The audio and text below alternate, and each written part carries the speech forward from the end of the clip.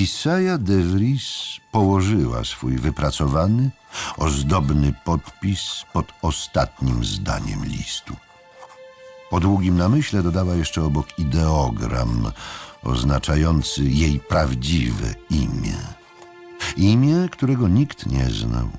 Imię, którego nie używała od bardzo dawna, od czasu, gdy została czarodziejką. Skowronek. Odłożyła pióro. Bardzo starannie, równo, dokładnie w poprzek zapisanego arkusza pergaminu. Przez długą chwilę siedziała nieruchomo wpatrzona w czerwoną kulę zachodzącego słońca.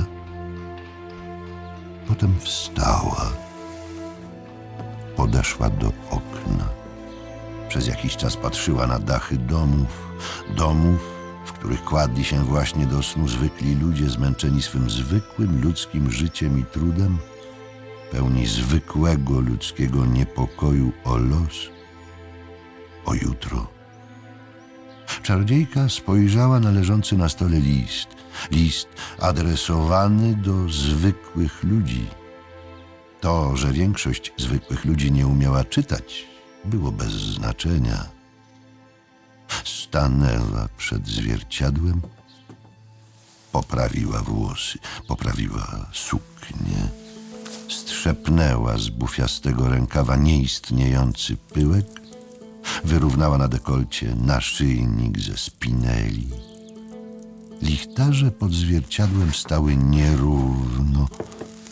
Służąca musiała poruszyć i poprzesuwać je podczas sprzątania. Służąca. Zwykła kobieta. Zwykły człowiek o oczach pełnych strachu przed tym, co nadchodziło. Zwykły człowiek, zagubiony w czasach pogardy. Zwykły człowiek, szukający nadziei i pewności jutra u niej, u czarodziejki. Zwykły człowiek, którego zaufanie zawiodła. Z ulicy dobiegł odgłos kroków, stuk ciężkich żołnierskich butów.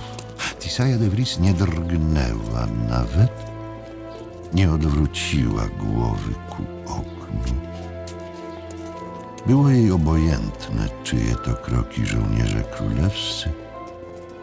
Prewold z nakazem aresztowania zdrajczyni, najemni mordercy, siepacze Wilgefortza. Nie obchodziło jej to. Kroki ucichły w oddali. Lichtarze pod zwierciadłem stały nierówno.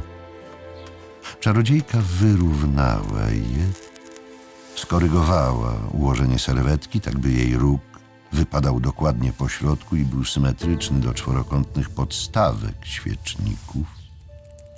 Odpięła z przegubów złote bransoletki i równiutko ułożyła je na wygładzonej serwetce. Spojrzała krytycznie, ale nie znalazła najmniejszego błędu. Wszystko leżało równo, porządnie, tak jak powinno leżeć. Otworzyła szufladę komódki, wyjęła z niej krótki nóż z kościaną rękojeścią. Twarz miała dumną i nieruchomą, martwą. W domu było cicho, tak cicho, że słychać było, jak na blat stołu pada płatek więdnącego tulipana. Słońce czerwone jak krew wolno osunęło się za dachy domów. Tissaia de Vries usiadła w fotelu przy stole, zdmuchnęła świecę. Jeszcze raz poprawiła leżące w poprzek listu pióro